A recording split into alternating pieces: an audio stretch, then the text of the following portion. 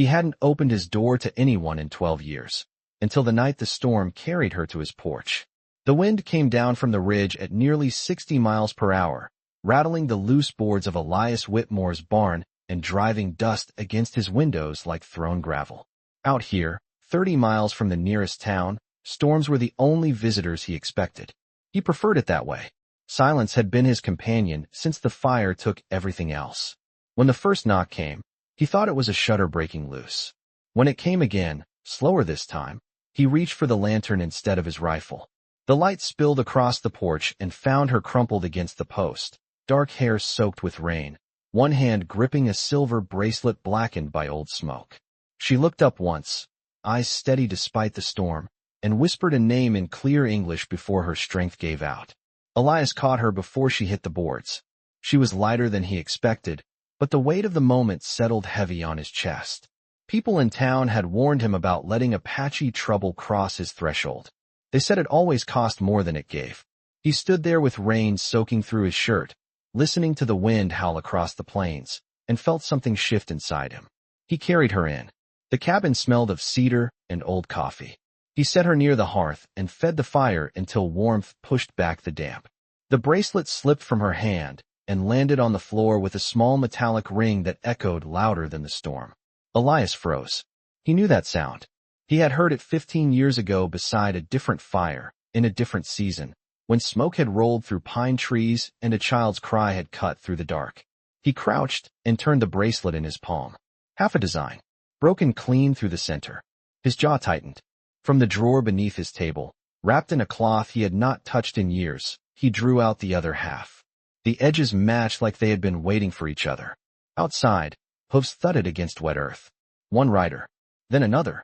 By the time the lantern flickered low, shadows moved across his yard in numbers that did not belong to a lonely ranch. Elias stepped to the window.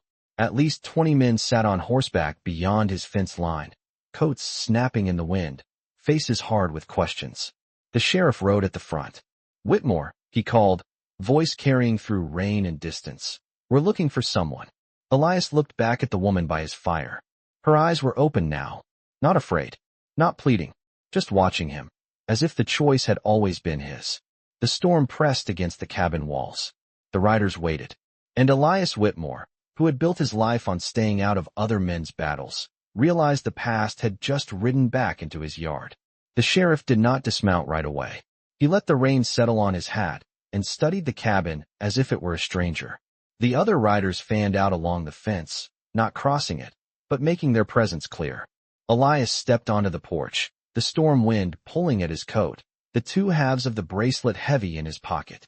"Evening," the sheriff called, voice steady but tight around the edges. "We are looking for an Apache woman. She was seen heading north before the storm. Folks say she carries something important." Elias leaned against the porch post as if this were any other conversation about stray cattle. "Storm came through hard," he said. "Only thing I saw was rain." The sheriff's gaze drifted to the faint imprint of footsteps in the mud near the door.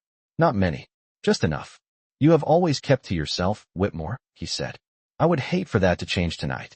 Inside, the woman rose slowly from the hearth, her movements careful but controlled. She stepped closer to the door without crossing the threshold. Firelight traced the line of her face. Not fear. Resolve.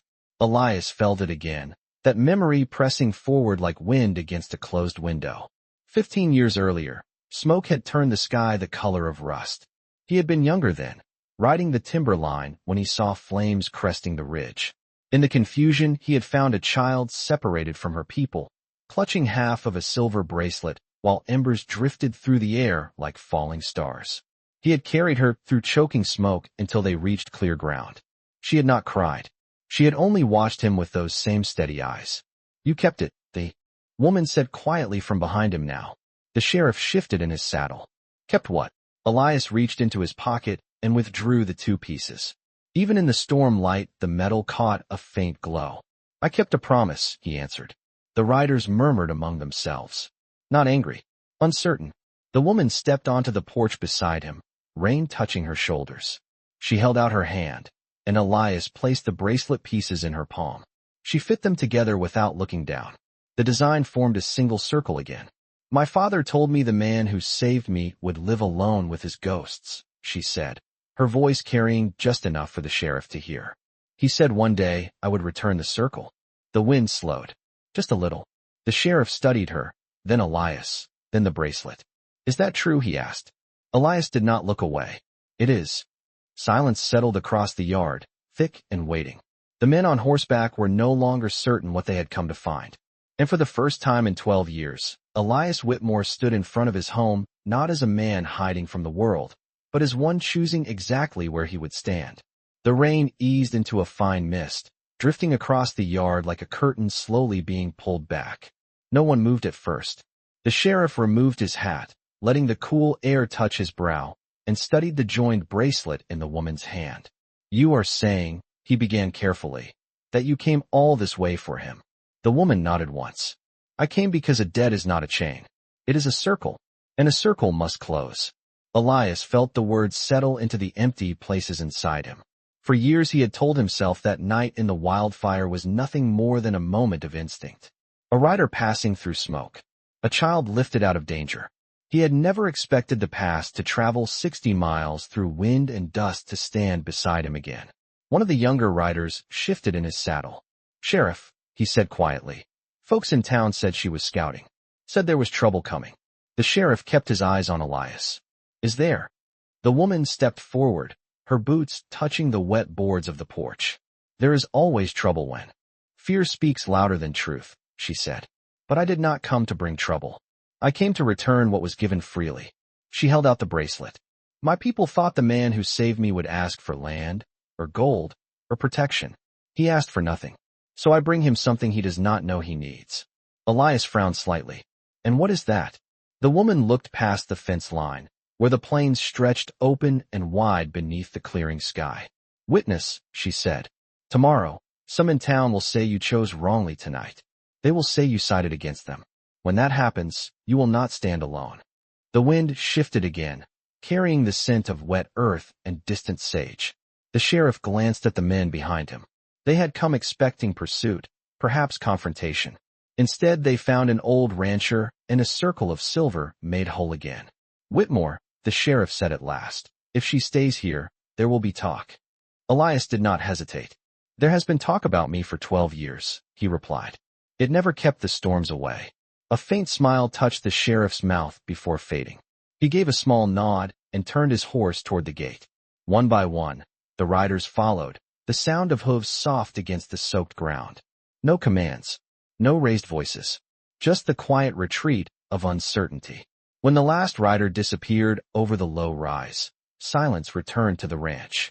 The woman stood beside Elias, the bracelet resting between them like a promise fulfilled. You could have sent me away, she said. Elias looked out across the open land he had hidden behind for so long. I did not open my door tonight for the past, he answered. I opened it because it was knocking. The clouds began to break, and a thin line of moonlight slipped across the porch, catching the silver circle in her hand. Somewhere beyond the ridge, dawn was already preparing to rise, and for the first time in many years, Elias Whitmore did not feel the weight of the coming morning pressing down on him. The mist thinned as the night surrendered inch by inch to morning. A pale blue line stretched along the horizon, and the ranch slowly revealed itself again. Fences slick with rain, cattle shifting in the distance, the world washed clean. But not changed. Elias remained on the porch a moment longer after the riders vanished, listening to the quiet settle back into its old corners. It felt different now. Not lighter, just honest. The woman turned the silver bracelet in her hands, the circle whole once more. My name is Iana Red Hawk, she said at last, her voice calm, certain. Elias nodded once. Elias Whitmore. Names spoken plain. No distance in them. Inside the cabin, the fire had burned low, casting long amber shadows across the walls. Iana stepped in first, not as someone seeking shelter, but as someone stepping into a memory she had carried for years. She paused near the hearth and looked at the chair by the window. You sit there every evening, she said quietly. It was not a question. Elias studied her. How would you know that? She gave the faintest smile. Because my father told me the man who saves a life never stops watching the horizon afterward. The words struck deeper than he expected. He had told no one about the wildfire. No one about the child. He had buried it beneath chores and seasons and silence. Yet here she stood, carrying the story back to him like something unfinished. Why now, he asked. Ayana placed the bracelet gently on the table between them. Because my father is gone, she said. Before he passed, he told me the circle was not complete. He said the man who gave without asking would one day need to know he had not been forgotten. Elias lowered himself into the chair by the window. The boards creaked beneath his weight, familiar and steady. Outside, the first sunlight touched the wet grass, turning each drop into a brief spark of gold. I did not save you for remembrance, he said. I saved you because it was right. Ayana nodded. And that is why it matters. A slow quiet filled the cabin. Not heavy, not tense, just present. After a moment she reached into her pack and withdrew something wrapped in cloth. She unfolded it carefully. Inside was a small wooden carving of a horse, worn smooth from years of handling. You carved this for me while the smoke was still in the sky, she said. Elias stared at it, memories surfacing with startling clarity.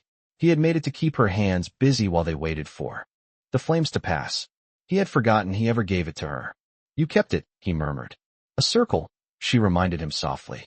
The sun climbed higher, pouring light through the cabin window, touching the table, the bracelet, the carving, and the hands of two people bound not by blood or bargain, but by a single moment long ago when one chose to open a door and step into fire instead of away from it.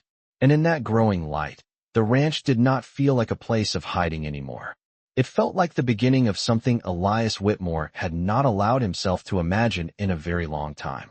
Morning settled fully over the ranch, bright and unhurried, as if the storm had never passed through at all. The cattle moved slow across the pasture, steam rising faintly from their backs in the cool air. Elias stood at the fence line with a tin cup of black coffee warming his hands, watching the horizon the way he always had. Only now, he was not alone in the watching. Ayana stepped beside him, the wooden horse tucked carefully back into her pack, the silver bracelet resting whole around her wrist. They will speak about this in town today, she said quietly. It was not worry in her voice. It was understanding. Elias nodded once. They always do. He had lived long enough to know that silence does not stop talk. It only changes its direction. Will that bring trouble to you? She asked. He considered the question. The land stretched out before them. Nearly 200 acres of dry grass and stubborn soil. He had worked alone for more than a decade. Trouble finds a man whether he invites it or not, he said. The only choice is what he does when it knocks. Ayana studied him the way she had the night before, steady and unblinking. Then I will not stay, she said. The words hung between them, simple and firm. Elias felt something tighten in his chest, though he did not show it. You crossed 60 miles to close a circle, he replied. You do not have to leave before the sun is fully up. She gave a small smile. I did not come to take shelter. I came to return something.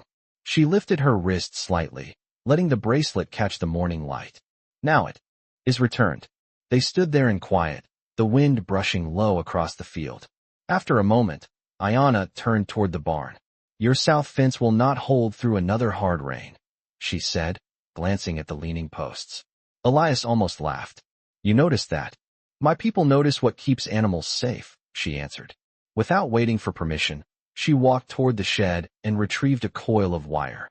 Elias watched her for a long second before setting down his cup and following.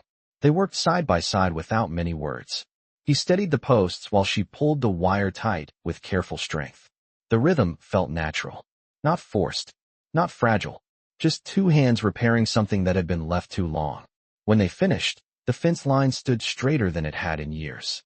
Ayana wiped her hands on a cloth and looked out across the repaired stretch. You do not have to carry everything alone, she said softly. Elias looked at the horizon again, then at the fence, then at her. I have been carrying it so long I forgot there was another way. Ayana nodded. There is always another way. In the distance, a faint line of riders appeared on the ridge, not charging, not hurried, simply present against the wide sky.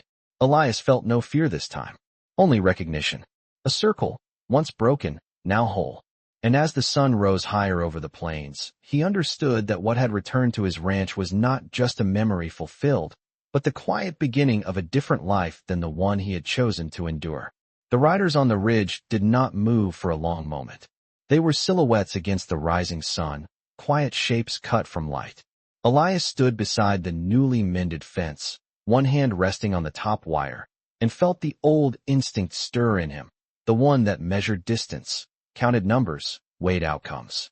There were 6 of them, not townsmen. Their horses were painted with simple markings, their posture steady and unhurried. Ayanna followed his gaze and nodded once. "They are not here to claim," she said. "They are here to witness." Elias did not fully understand, but he did not interrupt. The riders began to descend the ridge at a calm walk, hooves pressing soft into the damp earth. No dust, no raised voices. When they reached the fence line, they stopped without crossing it. The man at the front, older, his hair braided with thin strands of gray, lifted his hand in greeting. Elias inclined his head in return. No more was needed. Ayanna stepped forward until she stood between both sides, not belonging to one more than the other. She spoke to them in her own language first, her voice low and measured. The wind carried the rhythm of it across the pasture. Then she turned back to Elias. "My father was chief of our band," she said. "When you carried me from the fire, he believed you would one day ask for something in return. Protection, trade, advantage." He waited for that request until his last breath. Elias felt the weight of those words settle into him. "I never planned to ask," he said simply. The older rider studied him for a long moment, then dismounted slowly. He walked to the fence, but did not touch it. His eyes were clear, steady. "Then today," Ayanna translated, "we ask you." Elias frowned slightly. "Ask me what?" The man spoke again, and there was no sharpness in it, only gravity. Ayanna listened, then faced Elias. "He says the land to the east of your pasture has been disputed for years. Some in town believe it is empty and free to take. It is not empty. It is burial ground." The morning air seemed to pause. Elias looked toward the low rise beyond his eastern fence, a stretch of untouched grass he had never plowed out of quiet respect for the way it felt different underfoot. "And you think I can change that?" he said. "You are the only man in that town who stood before them without fear this morning," Ayanna answered. "If you speak, they will listen. Not because you are powerful, but because you are known to keep your word." Elias exhaled slowly. He had spent 12 years avoiding town meetings, avoiding disputes, avoiding anything that required his voice. "You returned a circle to me," he said. "Now you are asking me to step into another." Ayanna's expression did not waver. "Circles do not end," she said softly. "They widen."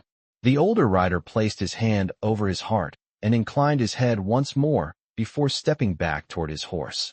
No pressure, no demand, just trust laid plain in the open field. Elias looked out across his land, across the fence they had repaired together, across the horizon that had once felt like a wall and now felt like an invitation. For the first time in years, he understood that silence was no longer the safest place to stand.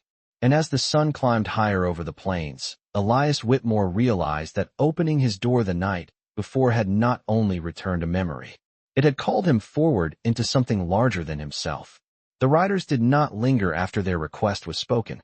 They mounted again without urgency, without doubt, and turned their horses back toward the ridge, leaving behind only the faint impressions of hooves and soft earth. Elias stood at the fence long after they disappeared, his eyes resting on the eastern stretch of land they had mentioned. The grass there grew taller, untouched by plow or grazing. He had always felt something quiet in that soil, something that asked not to be disturbed. Now he knew why. Ayanna remained beside him, not pressing him for an answer, not repeating what had already been said. The wind moved gently through the pasture, bending the tall grass in slow waves that looked almost like breath. "If you speak for us," she said at last, her voice low, "it will not make you one of us. It will simply make you a man who chose truth over comfort." Elias gave a faint nod. "Comfort and I parted ways a long time ago." He walked back toward the cabin, each step deliberate, the weight of the decision settling but not crushing. Inside, the morning light poured across the table where the wooden horse carving and the rejoined bracelet still rested. Symbols of something given freely and returned without demand. He picked up his hat from its usual place by the door. For 12 years he had avoided town gatherings, avoided disputes, avoided the sound of his own name spoken in rooms filled with judgment. Today would be different. Outside, he saddled his horse with steady hands. The leather creaked softly, familiar and grounding. Ayana approached, adjusting the strap on her pack. "You do not have to ride alone," she said. Elias paused, then met her eyes. "If I ride alone, they will say I was persuaded. If I ride with you, they will say I was swayed. Either way, they will speak. Let them see that I ride because I choose to." Ayana studied him, then gave a small nod of understanding. "Then I will wait here," she said. "Not as a guest, as a witness." Elias mounted and turned his horse toward the dirt road that led the 30 miles into town. The sky above was wide and clear now, washed clean by the storm. As he rode, the rhythm of hooves against packed earth carried him forward, each mile peeling back the years of silence he had wrapped around himself. He remembered the wildfire. He remembered carrying a child through smoke. He remembered deciding that doing what was right did not require applause. But he had also learned that doing what was right sometimes required standing in daylight and speaking plain. By the time the rooftops of town came into view, Elias Whitmore no longer felt like a man retreating from the world. He felt like a man stepping into it. And far behind him, on a ranch that no longer felt empty, Ayana Red Hawk stood at the repaired fence line, watching the horizon not with fear, but with the quiet certainty that circles, once widened, never returned to their smallest shape again. By the time Elias reached the edge of town, the sun stood high enough to cast sharp shadows across the main street. Dust clung to the hitching posts and the wooden storefronts as if nothing in this place had changed in years. Men paused mid-conversation when they saw him ride in. It had been a long while since Elias Whitmore had come to town without needing supplies. Today, he carried no list, no wagon, no excuse. He dismounted in front of the general store, tied his horse, and walked toward the gathering near the well where the sheriff and several landowners stood in quiet debate. Conversations thinned as he approached. The sheriff turned first, surprise flickering across his face before settling into something measured. "Whitmore," he said, "did not expect to see you back so soon." Elias removed his hat and held it at his side. "I came to speak about the Eastern Ridge," he said plainly. A few men exchanged glances. One of the landowners, a broad man with sunburned cheeks, crossed his arms. "That land is not marked," he said. "No fences. No claims filed. It is open." Elias met his gaze without raising his voice. "It is not empty," he replied. The words settled heavier than he intended. Murmurs rippled through the small crowd. Someone scoffed softly. "You taking their side now?" a voice asked from behind him. Elias did not turn. "I am taking the side of what is true." The sheriff stepped closer. And what truth would that be? Elias looked from face to face. Men he had known for years. Men who had seen him withdraw after the fire. Men who had grown used to his silence. "The Eastern Ridge is burial ground," he said. "It has been so long before any of us built a fence. Plowing it would not bring profit. It would bring regret." The broad landowner shook his head. "You got proof of that?" Elias paused. He could have spoken of Ayana, of the riders at dawn, of promises made and circles returned. Instead, he chose something simpler. "I have walked that soil," he said. "It does not feel like land meant to be broken. Some places asked to be left standing." A few older men shifted uneasily. They knew the ridge. They had felt it too, though none had named it aloud. The sheriff studied Elias for a long moment. "You have kept to yourself a long time," he said quietly. "Why step in now?" Elias placed his hat back on his head, steady and unhurried. "Because I opened my door last night," he answered. "And I remembered who I was before I closed it." Silence followed. Not agreement. Not yet. But not dismissal either. The wind carried the faint scent of sage from beyond town, a reminder of the land that stretched wider than any single claim. The broad landowner finally lowered his arms. "If what you say is true," he muttered, "then marking it protected costs us nothing." The sheriff nodded slowly. "We can call for a survey," he said. "Set it aside until we know more." It was not a grand gesture. Not applause. Just a shift. Elias felt it like the first loosened knot in a rope pulled too tight for too long. He inclined his head once and turned back toward his horse. As he rode out of town, he did not look back. The decision had been spoken. The circle had widened again. And miles away, at the repaired fence line under a clear western sky, Ayana Red Hawk waited, knowing that sometimes the quietest stand changes the shape of a whole horizon. The road back felt shorter than it had that morning. Elias rode with the sun at his back, the rhythm of hooves steady against packed earth, the town's voices already fading into wind. He had not shouted. He had not argued. He had simply spoken, and sometimes that was enough. When his ranch came into view, the fences caught the afternoon light, straight and quiet against the open land. Ayanna stood near the barn, a bucket of water at her feet, her posture calm as if she had known the outcome before he left. She did not rush to meet him. She waited until he dismounted and tied his horse before walking over. "You were heard," she said, studying his face. It was not a question. Elias gave a small nod. "They will mark the ridge until a survey is done." Ayanna exhaled slowly, not relief, but acknowledgement. "That is how change begins," she said. "Not with victory, with pause." Elias removed his hat and ran a hand through his hair, feeling the weight of the day settle into his shoulders. "They did not cheer," he added. "They did not have to," she replied. The wind moved across the pasture, bending the tall grass on the eastern rise. The land looked the same as it always had. Only now it felt guarded by something unseen yet present. Elias glanced toward the horizon where the 6 riders had appeared that morning. The ridge stood empty, still, watching. "Will they return?" he asked. Ayanna considered the question. "They do not need to," she answered. "You stood when you were asked. That is remembered longer than any gathering." They walked the fence line together again, not because it needed repair, but because the act of walking it felt different now. Elias noticed small details he had ignored for years, the way the grass changed color near the creek, the way the soil deepened near the eastern rise. "I have lived here 12 years, he said quietly. "I thought keeping my head down was the same as keeping peace." Ayanna looked at him, her expression steady. "Peace without voice is only quiet," she said. "True peace requires someone willing to speak." The words settled between them like seeds in prepared soil. As the afternoon light softened, a single rider appeared on the distant road from town. Not hurried, not tense. The sheriff. He approached at a measured pace and stopped outside the gate. Elias stepped forward to meet him. The sheriff removed his hat, his expression thoughtful rather than stern. "Surveyor will ride out next week," he said. "Until then, no one touches that ridge." Elias nodded once. "Thank you." The sheriff glanced past him toward Ayanna, standing by the fence. "You have changed the tone of things, Whitmore," he said quietly. "Sometimes a man who keeps silent too long surprises everyone when he speaks." Elias offered no defense, no explanation. He simply met the sheriff's eyes and held them steady.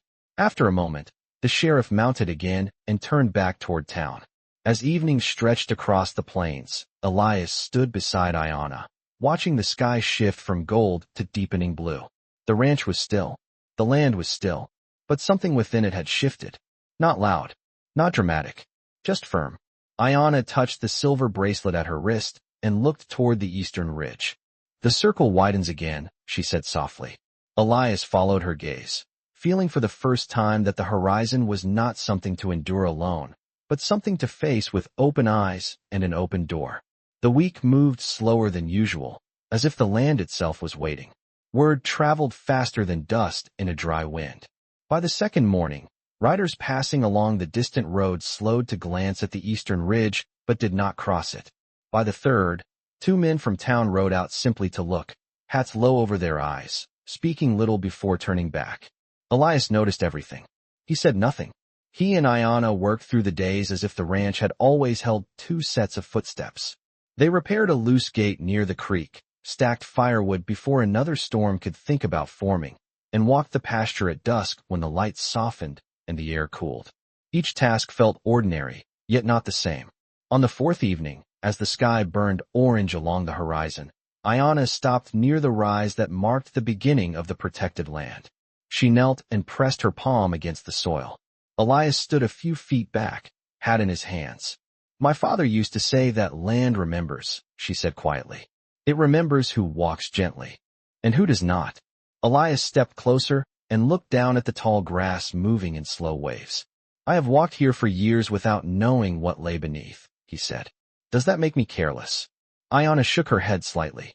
"It makes you human. Knowing and choosing are different things." He let that settle. Choosing. The word carried weight. On the morning the surveyor arrived, the sky was wide and cloudless. The sheriff rode with him, along with two men who had once argued loudest about claiming the ridge. They dismounted at the fence line, eyes cautious but no longer sharp. The surveyor, a thin man with rolled maps tucked beneath his arm, studied the land carefully. He measured distance in quiet strides, marked notes in a small leather book, and asked simple questions. Elias answered plainly. Iona stood beside him, not hidden, not silent, simply present. When the surveyor finished, he removed his hat and cleared his throat. There are markers here older than any fence in this county, he said. Stone placements consistent with burial grounds. The men from town exchanged uneasy glances. The sheriff nodded once, as if confirming what he had already begun to suspect. Then it will be recorded, he said. Protected. The word hung in the air like a promise finally spoken aloud. Elias did not smile. He did not raise his voice. He simply inclined his head in acknowledgement. As the men prepared to leave, one of the landowners lingered. He approached Elias slowly, his posture less rigid than before. You were right to speak, he admitted. I did not want to hear it then. Elias met his gaze. Most men do not, he said calmly. There was no bitterness in it. Only truth. When the riders departed, the ranch felt larger somehow, as if the horizon had pushed back a few more feet. Iona looked toward the eastern ridge, the tall grass untouched by plow, and then back at Elias. It is done, she said softly. Elias nodded. For now. The wind moved gently through the pasture, carrying the scent of sage and warm earth. He realized that what had changed was not only the land's protection, but his own place within it. He had stepped forward when called. He had spoken when silence would have been easier. And as the sun dipped low behind the hills, Elias Whitmore understood that. Some doors, once opened, never truly close again. The days that followed carried a different kind of quiet, not the heavy silence Elias had grown used to, but something steadier, almost watchful. The eastern ridge stood untouched, its tall grass bending under the late summer wind, now marked on county maps as protected ground. Word had settled across town, not in loud declarations, but in subtle shifts. Riders who once cut too close to the ridge now gave it space. Wagons veered slightly south without being told. It was not dramatic. It was respectful. One evening, as the sun dipped low and painted the plains in deep amber, Elias and Iona sat on the porch steps, boots resting on the worn boards that had carried him through 12 silent years. A lantern glowed faintly beside them, though there was still light enough to see the horizon. You have changed more than the ridge, Iona said quietly. Elias let out a slow breath. I did not set out to change anything. She looked at him, the silver bracelet catching the last line of sunlight. That is often when change is most honest. He studied his hands, rough from work, scarred from years of labor and weather. For a long time I believed staying apart kept everyone safer, he admitted. Safer for them. Safer for me. Iona tilted her head slightly. And now? Elias looked out toward the pasture where the repaired fence stood straight against the fading sky. Now I see that standing apart only kept me from being useful. The wind shifted, carrying the scent of dry grass and distant creek water. In the quiet, a small group of riders appeared on the far ridge once more, not close, not intrusive, simply present. They did not approach the fence this time. They remained at a respectful distance, watching as dusk deepened. Iona followed his gaze. They are not guarding, she said softly. They are honoring. Elias nodded slowly. He understood now. The circle had widened beyond a single act in a wildfire years ago. It had stretched across land, across town, across silence. Will you stay? He asked after a moment, his voice even but carrying something beneath it. Iona considered the question carefully. I will stay for a season, she replied. Long enough to see the roots take hold. He did not ask what would come after. Some things did not need to be decided in the same breath they were spoken. The lantern flame flickered gently as night settled fully over the ranch. The riders on the ridge turned their horses and disappeared into the dark without a sound. Elias felt no loneliness as he watched them go. The porch did not feel like a boundary anymore. It felt like a place between worlds, open in both directions. And as the stars began to appear one by one across the vast western sky, Elias Whitmore understood that opening his door that storm-filled night had not only brought someone back into his life. It had brought him back into his own. Autumn came quietly to the ranch, slipping into the air at dawn and settling in the shade long before noon. The grass along the eastern ridge turned a deeper gold, bending gently beneath cooler winds that carried the faint scent of approaching frost. Elias noticed the change the way he noticed most things now, without hurry, without resistance. He rose earlier than he used to, stepping onto the porch before first light, listening to the land wake beneath a sky still heavy with stars. Ayanna often joined him, standing beside him without speaking, her presence steady as the horizon itself. The work of the ranch continued, fences checked, water troughs cleared, wood stacked higher against the coming cold. Yet there was an ease in it that had not existed before. One afternoon, as they gathered the last of the late-season hay, Elias paused and leaned against a post, watching Ayanna move across the field with deliberate grace. "You said you would stay for a season," he said quietly. She looked up, brushing loose strands of hair from her face. "I did." He nodded toward the trees lining the creek, their leaves beginning to turn. "The season is changing." Ayanna walked back toward him, the silver bracelet glinting faintly in the afternoon sun. "Seasons always change," she replied. "What matters is whether the roots hold." Elias studied the ridge in the distance. The survey markers had been set in place, simple wooden stakes driven into soil that would not be broken. No fences enclosed it. None were needed. Respect had drawn its own boundary. "Do you believe they will remember?" he asked. Ayanna followed his gaze. "Memory is strongest when someone chooses to stand for it," she said. "You did." The wind rose slightly, rustling through the tall grass, carrying a low, steady sound across the land. Elias felt something settle inside him, not uncertainty, but acceptance. That evening, as they sat by the fire inside the cabin, the wooden horse carving rested on the table between them. Elias turned it in his hands, feeling the smooth edges worn by years of being carried. "I carved this in smoke," he said softly. "I never thought I would see it again." Ayanna watched the flames reflect in the metal of her bracelet. "Some things return when we are ready to receive them," she answered. Outside, the first hint of frost began to silver the edges of the pasture. The world did not feel divided anymore, not between town and tribe, not between past and present. It felt connected by small acts made visible over time. Elias rose and opened the cabin door, letting the cool night air drift in. He did not close it right away. He stood there, looking out at the dark outline of the eastern ridge under a sky scattered with stars. For years he had kept that door shut against wind, against memory, against the weight of what he had lost. Now it remained open, not out of defiance, but out of choice. Behind him, Ayanna stepped closer, her presence quiet and certain. And as the cold air moved through the room and the fire burned steady against it, Elias Whitmore understood that what had begun with a single knock in a storm had become something enduring, something rooted not in debt or obligation, but in the simple courage to open a door and remain standing in the light that followed. Winter arrived without announcement, laying a thin white frost across the pasture and quieting the world beneath a pale morning sky.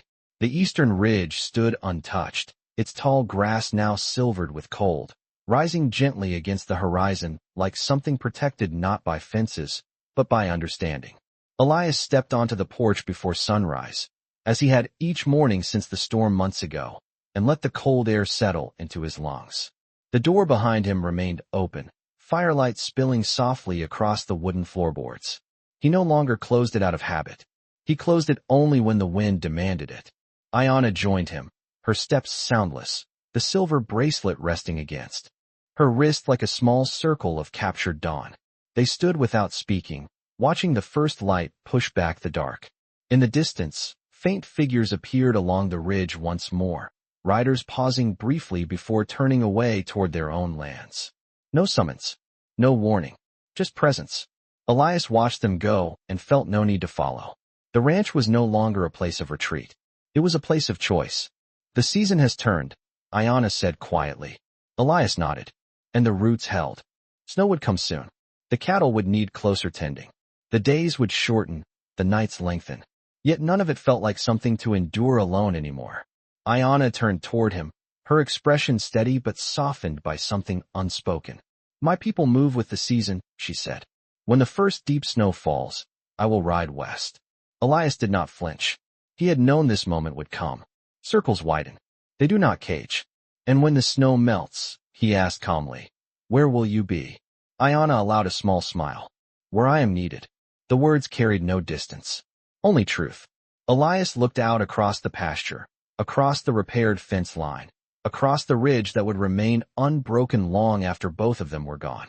He understood then that what mattered was not how long someone stayed, but what was planted while they were there. The fire behind them crackled softly, steady against the cold air slipping through the open doorway. Elias stepped back inside and placed another log on the flames, not in haste, not in fear of the coming winter, but with quiet assurance. When he returned to the porch, Ayana stood facing the horizon, the first sunlight catching in her dark hair and glinting off the bracelet that had once been broken. You opened your door, she said softly. You opened more than you knew. Elias rested his hand on the porch railing, the wood worn smooth beneath his palm. I only did what was right, he replied. Ayana nodded. And that is enough. The sun climbed higher, casting long shadows across the snow-dusted grass. No crowd gathered. No applause followed. Just the vast western sky stretching open and clear. Elias Whitmore stood there beside the woman who had returned a circle to him, and he felt no need for grand endings. Out here, justice did not arrive with noise. It arrived quietly, carried by wind, held by those willing to stand. And as the day brightened over the untouched ridge, the ranch remained open to whatever might knock next, not because it had to be, but because a man had finally remembered how.